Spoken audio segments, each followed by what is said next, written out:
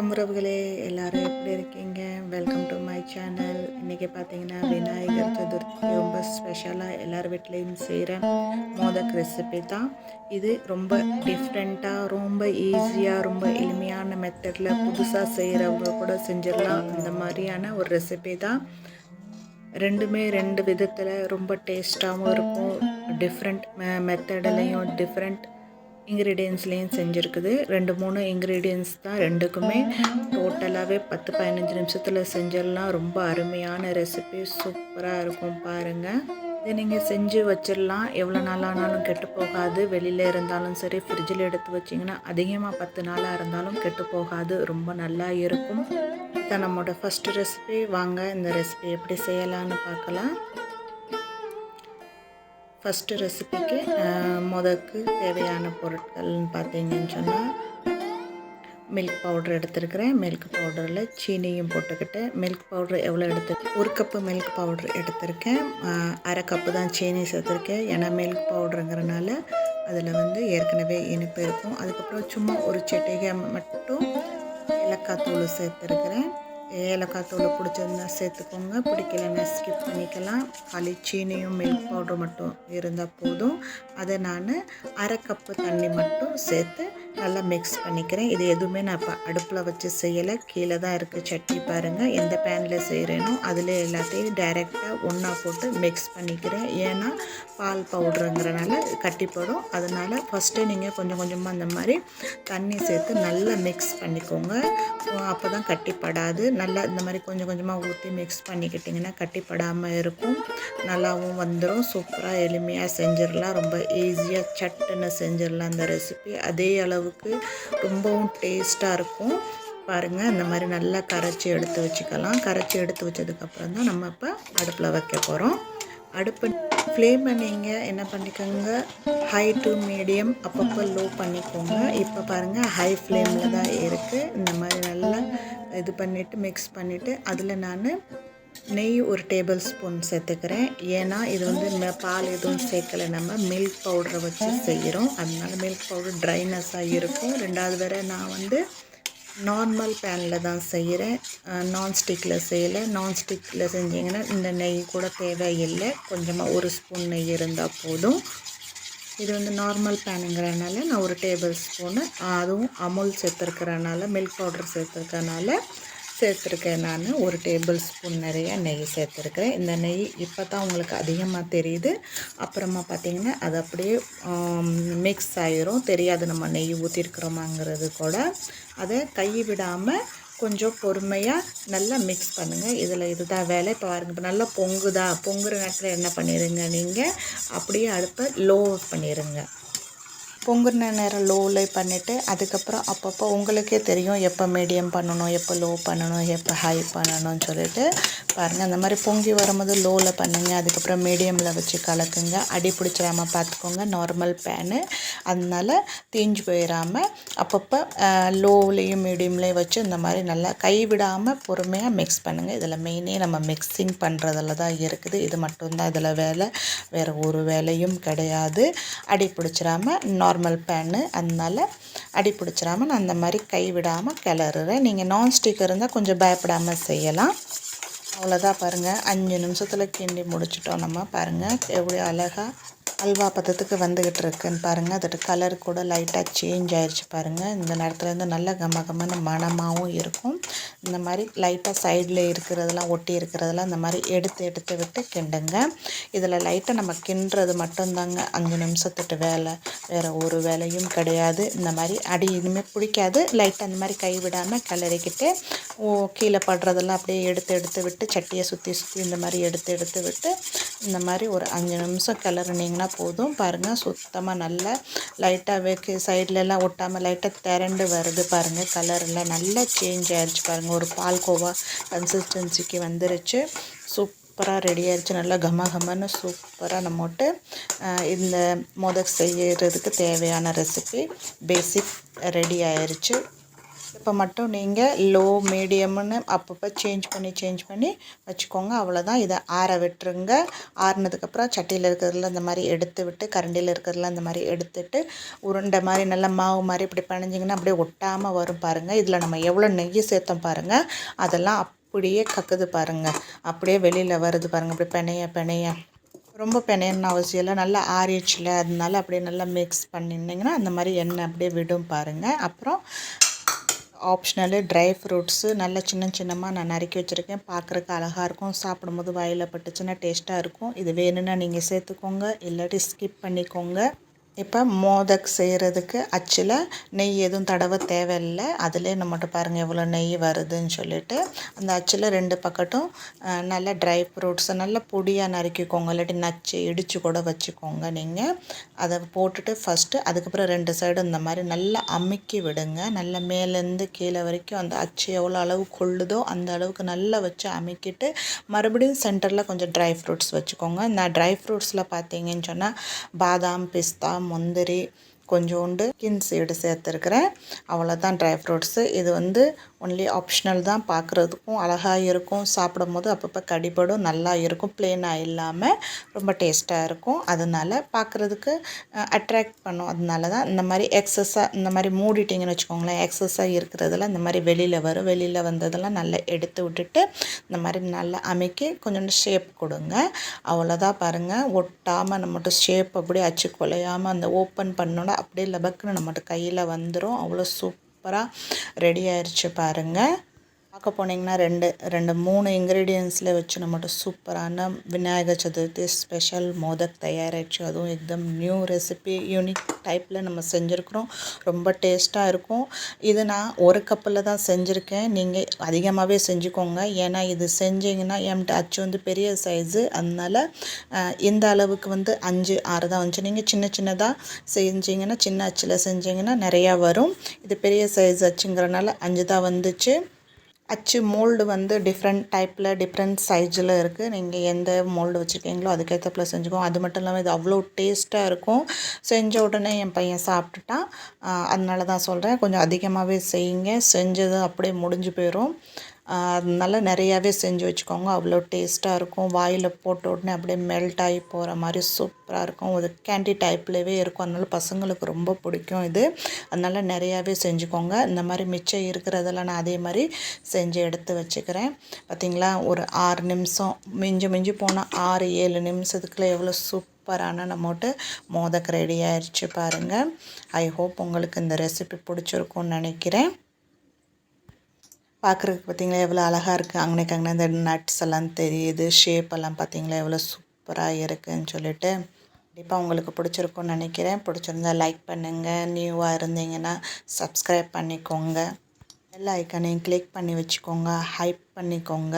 Hype பண்ணிங்கன்னா அதுவும் ரொம்ப நல்லது. ஹைப் பட்டனையும் ப்ரெஸ் பண்ணிக்கிட்டிங்கன்னு சொன்னால் லீடர் போர்டில் போகும் வீடியோ. அதனால தான். இப்போ வாங்க அடுத்தது ரெசிபி எப்படி செய்யலான்னு பார்க்கலாம். இதுவும் ரொம்ப சட்டுன்னு ஈஸியாகிரும். அதுக்கு பாருங்கள், எக்தம் டிஃப்ரெண்ட் இன்க்ரீடியன்ஸு. இது பார்த்திங்கன்னா 1 கப்பு நான் கடலை மாவு எடுத்துருக்கிறேன். அதில் 1 டேபிள் ஸ்பூன் நிறையா நெய் சேர்த்துருக்குறேன். இதை நம்ம நல்லா மீடியம் ஃப்ளேமில் வச்சு நல்லா அந்த நெய்யிலே நல்லா மிக்ஸ் பண்ணி வறுத்துக்கிடுவோம். லோ ஃப்ளேம்லேயும் லோ டு மீடியமில் மாற்றி வச்சுக்கிட்டு நல்லா இது பண்ணுங்கள். இப்போவும் நார்மல் பேனில் பண்ணுறனால அடி பிடிக்க சான்ஸ் இருக்குது மாவுங்கிறனால. அதனால இதை நல்லா இந்த மாதிரி மிக்ஸ் பண்ணிக்கோங்க. மிக்ஸ் பண்ணிக்கிட்டிங்கன்னா போதும். லைட்டாக மிக்ஸ் பண்ணிவிட்டு அப்பப்போ இந்த மாதிரி லைட்டாக இருக்கிறது சைடில் இருக்கிறதெல்லாம் எடுத்து விட்டுக்கோங்க. இதில் வெறும் மிக்ஸிங் மட்டும் தாங்க, 2 ரெசிபியுமே மிக்ஸ் பண்ணுறதுல தான் இருக்குது. அவ்வளோதான் பாருங்கள், நல்லா மிக்ஸ் ஆயிடுச்சு பாருங்கள். இது இப்போ கொஞ்சம் லைட்டாக இப்போ இந்த பச்சை வாடை போகிற வரைக்கும் நம்ம லைட்டாக கிண்டிக்கிடுவோம். இந்த மாதிரி அடி பிடிக்காது, லைட்டாக ஒட்டும் பார்த்திங்களா, அதை இப்படி எடுத்து விடுங்க. பாருங்கள், நல்லா மிக்ஸ் ஆனதுக்கப்புறம் நெய்யெல்லாம் கக்குது பார்த்திங்களா, அந்த கடலை மாவும் நெய்யும் அப்படியே தனியாக பிரிஞ்சு அப்படியே ஒரு மாதிரி நல்லா அல்வா மாதிரி சூப்பராக வந்துருச்சு. லைட்டாக மணமாகவும் வருது. ஏன்னா பச்சை வாடை போக போக அது கலர் சேஞ்ச் ஆக நல்லா கமன்னு நல்லா மணக்கும் இந்த கடலை மாவு. இந்த மாதிரி பொறுமையாக கொஞ்சம் கைவிடாமல் கிண்டிக்கணும். அவ்வளோதான். எவ்வளோ ஈஸி பாருங்கள். நியூவாக யாரும் செய்கிறதாலும் இந்த ரெசிபி செய்யலாம். 2 ரெசிபியுமே ரொம்ப ஈஸியாக செஞ்சிடலாம். வெறும் இதில் லைட்டாக பொறுமையாக கொஞ்சம் கிண்டுறது மட்டும்தான், கை விடாமல். அது மீடியம் ஃப்ளேமில் வச்சு மீடியம் டு லோ, அப்பப்போ லோ ஃப்ளேமில் மீடியம் ஃப்ளேமில் பண்ணி நீங்கள் இந்த மாதிரி நல்லா கிண்டிக்கோங்க. பாருங்கள், லைட்டாக அதுக்கு கலர்லாம் சேஞ்ச் ஆகி நல்ல மணமாகவும் இருக்குது.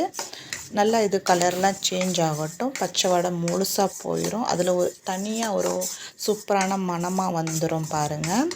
ரொம்ப அருமையான ரெசிபி. கண்டிப்பாக நீங்கள் இந்த டிஃப்ரெண்ட்டான ரெசிபியை கண்டிப்பாக இந்த தடவை விநாயகர் சதுர்த்திக்கு ட்ரை பண்ணி பாருங்கள். நீங்கள் வருஷம் வர எப்போவுமே விநாயகர் சதுர்த்திக்கு இந்த மாதிரி தான் செய்வீங்க, இல்லை எப்போ உங்களுக்கு இந்த மாதிரி சாப்பிடணுன்னு தோணுதோ அப்போல்லாம் நீங்கள் இதை செஞ்சிடலாம். அவ்வளோ ஈஸி.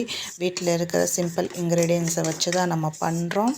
ரொம்ப டேஸ்ட்டாகவும் இருக்கும், அதே மாதிரி ரொம்ப எளிமையாகவும் செஞ்சிடலாம். ரெண்டுமே டிஃப்ரெண்ட் டைப்பில், டிஃப்ரெண்ட் இன்க்ரீடியன்ஸில், டிஃப்ரெண்ட் டேஸ்ட்டில் இருக்கும். பாருங்கள், இது முழுசாக நம்மட்டு பச்சை வாடெல்லாம் போய் அதோட கலர்லாம் சேஞ்ச் ஆகி எப்படி பால்கோவா மாதிரி தெரியுது பார்த்தீங்களா? இந்த அளவுக்கு நல்லா வர வரைக்கும் ஒரு 5 நிமிஷத்துக்கு நல்லா மீடியம் டு லோவில் வச்சு நீங்கள் பொறுமையாக இந்த மாதிரி நல்லா கடலை மாவை அந்த நெய்யில் வறுத்து எடுத்துக்கணும். வெளியில் மழை பெஞ்சிட்ருக்கு, வண்டியெல்லாம் போயிட்டுருக்கு, ஒரே நாய்ஸாக இருக்கும், கொஞ்சம் டிஸ்டர்பன்ஸாக இருக்கும். தப்பாக நினச்சிக்கிறாதீங்க. மழை, அதை யாராலையும் ஒன்றும் பண்ண முடியாது, அது சத்தம் கேட்கும். கடலை மாவு நல்லா சேஞ்ச் ஆகி பச்சை வாடை போனதுக்கப்புறம் நம்ம எந்த கப்பில் நம்ம கடலை மாவு எடுத்தோமோ அதே கப்பில் 3/4 கப்பு அளவு டெசிகேட்டட் கோகோனட் சேர்த்துருக்கேன் நான். இதையும் சேர்த்து 2 நிமிஷத்துக்கு கலர்னால் போதும். இது டெசிகேட்டட் கோகோனட்டுங்கிறனால சீக்கிரமாக ஆயிரும். நார்மலாக பச்சை டைரெக்டாக ஃப்ரெஷ் தேங்காய் சேர்க்குறதா இருந்தால் இதை கொஞ்சம் முன்னாடியே சேர்த்து அந்த கடலை மாவு கூடவே வறுத்திங்கன்னா அந்த பச்சை வாடெல்லாம் போய் அந்த தண்ணி இதெல்லாம் இழுத்துரும், அப்புறம் நல்லா இருக்கும். டெசிகேட்டட் கோகோடும் கடலை மாவுலையும் நம்ம செய்கிறனால இதுவும் கெடாது. நீங்கள் நல்லா பொறுமையாக வச்சு சாப்பிடலாம். அதே அளவு ஃப்ரிட்ஜிலையும் வச்சு சாப்பிடலாம். நீங்கள் ஃப்ரிட்ஜில் வச்சிங்கன்னா கூட ஒரு 10 நாள் இருக்கும். அவ்வளோதான். பாருங்கள், ரெண்டும் நல்ல ஈவனாக மிக்ஸ் ஆயிடுச்சு.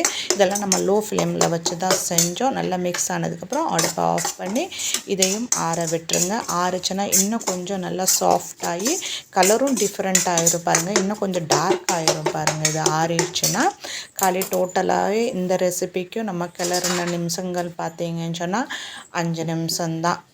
டோட்டலாக 4 நிமிஷம் கடலை மாவு வறுக்க எடுத்துருச்சு. 1 நிமிஷம் நம்மகிட்ட அந்த தேங்காய் போட்டு நம்ம தேங்காவையும் கடலை மாவையும் மிக்ஸ் பண்ணி வச்சுக்கிட்டோம். இதை இப்போ ஒரு தட்டில் மாற்றிக்கிட்டு நம்ம ஆற விட்டுடலாம். அதுக்கு இப்போ லைட்டாக பாவு இது பண்ணுவோம். 1 கப்பு சீனியும் 1/2 கப்பு தண்ணியும் சேர்த்துருக்கேன். 1/2 கப்போ 3/4 கப்போ தண்ணி சேர்த்துக்கோங்க. தண்ணி 3/4 கப்பு ஆனாலும் தப்பு இல்லை. இது பாவு கன்சிஸ்டன்சியில் வர தேவையில்லை. கம்பி பதம்லாம் வராமல் லைட்டாக அந்த நல்லா சீனி நல்லா மெல்ட் ஆகி நல்லா பிசுப்பு தன்மை வரும் பாருங்கள், நான் காட்டுறேன். அந்த நேரத்தில் நம்ம அந்த மாவை சேர்த்துக்கலாம். இப்போ பார்த்திங்கன்னா ஒரே ஒரு பிஞ்சு நான் ஏலக்காய் தூள் சேர்த்துருக்கேன். அவ்வளோதான். பாருங்கள், இது நல்லா சீனியெல்லாம் கரைஞ்சிருச்சு. நம்ம சைடில் அந்த சட்டியில் மாவு ஒட்டி இருந்துச்சுல, அதை வேணுக்குன்னே நான் அந்த மாதிரி சுற்றி வர அந்த மாதிரி பண்ணி அதை இது பண்ணுறேன். அந்த சீனி தண்ணியை அந்த மாவும் அதில் கலந்துரும். நான் சேம் சட்டியில் தான் வச்சுருக்கிறேன். அதனால தான் பாருங்கள் இந்த மாதிரி நல்லா கரைஞ்சி பாருங்கள், நல்லா பிசுன்னு வந்துருச்சு. இந்த டயத்தில் நம்ம அந்த கடலை மாவையும் தேங்காயையும் வறுத்து வச்சுருந்தோம் பார்த்தீங்களா, அதை சேர்த்துக்கலாம். இப்போ பாருங்கள், மீடியம்லேருந்து நான் லோவில் வச்சுட்டேன். அடுப்பை வச்சுட்டு இதை சும்மா நம்ம மிக்ஸ் பண்ணால் போதும். 1 நிமிஷத்துக்கு மிக்ஸ் பண்ணால் போதும். ரொம்ப நேரம் வேக வைக்க வேண்டிய அவசியம் கிடையாது. இல்லை ஏற்கனவே நம்ம வறுத்துட்டோம், அதனால் பச்சை வாடெல்லாம் போயிருச்சு. சும்மா அந்த மாதிரி லைட்டாக மிக்ஸ் பண்ணி லோ ஃப்ளேமில் வச்சு நல்லா அந்த சீனி எல்லா மாவுலேயும் பிடிக்கிற மாதிரி நல்லா இந்த மாதிரி மிக்ஸ் பண்ணிக்கிட்டால் போதும். ஒரே 1 நிமிஷத்துக்கு இந்த மாதிரி நல்லா மிக்ஸ் பண்ணிக்கிட்டு அடுப்பை ஆஃப் பண்ணி ஆற விட்டுருவோம். ஆறிடுச்சுன்னா இன்னும் கொஞ்சம் நல்லா இருக்கும். கலரும் சேஞ்சாக டார்க்காக வந்துடும். பாருங்கள், அவ்வளோதான். இப்போ பார்ப்போம். பாருங்கள், இது நல்லா ஆறிடுச்சு. இது இப்போ நம்ம இந்த தட்டில் கொட்டி வச்சுக்கலாம். நீங்கள் அதே சட்டியில் வச்சு ஆற வச்சாலும் சரி, இந்த மாதிரி தட்டில் கொட்டி ஆற வச்சாலும் சரி, நல்லா இந்த மாதிரி லைட்டாக கரண்டியால் இந்த மாதிரி இது பண்ணி விட்டுக்கலாம். சீக்கிரமும் ஆறிடும். ரெண்டாவது நம்மளுக்கு கொஞ்சம் பிணையிறதுக்கும் நல்லா இருக்கும். லைட்டாக கை பொறுக்கிற சூட்டில் தான் இருக்குது. இப்போ நம்ம இதில் தேவையான அளவு ட்ரை ஃப்ரூட்ஸ் சேர்த்துக்கலாம். ட்ரை ஃப்ரூட்ஸ் ஆப்ஷனல் தான், வேணும்னா சேர்த்துக்கோங்க. நல்லா பொடியாக இடித்து வச்சுருந்தேன், அதில் மிஞ்சிச்சு பார்த்திங்களா, அந்த ட்ரை ஃப்ரூட்ஸை தான் இதுலேயும் சேர்த்துருக்கேன். அதை இந்த மாதிரி நல்லா மிக்ஸ் பண்ணிக்கோங்க. பாருங்கள் எவ்வளோ சாஃப்டாக இருக்குதுன்னு பார்த்திங்களா. ரெண்டுமே சரிங்க, 2 ரெசிபியுமே வாயில் வச்ச உடனே அப்படியே மெல்ட் ஆகி போயிடும். அவ்வளோ டேஸ்ட்டாகவும் இருக்கும். ரொம்ப ஈஸியான ரெசிபி, சட்டுன்னு பண்ணிடலாம். கண்டிப்பாக அந்த தடவை நீங்கள் இந்த மாதிரி மோதக் செஞ்சு பாருங்கள். உங்கள் எல்லாருக்கும் கண்டிப்பாக பிடிக்கும். வீட்டில் இருக்கிறவங்களும் பாராட்டிகிட்டே இருப்பாங்க. இனிமேல் நீங்கள் வெளியில் போய் மோதக்கெல்லாம் வாங்கவே மாட்டீங்க.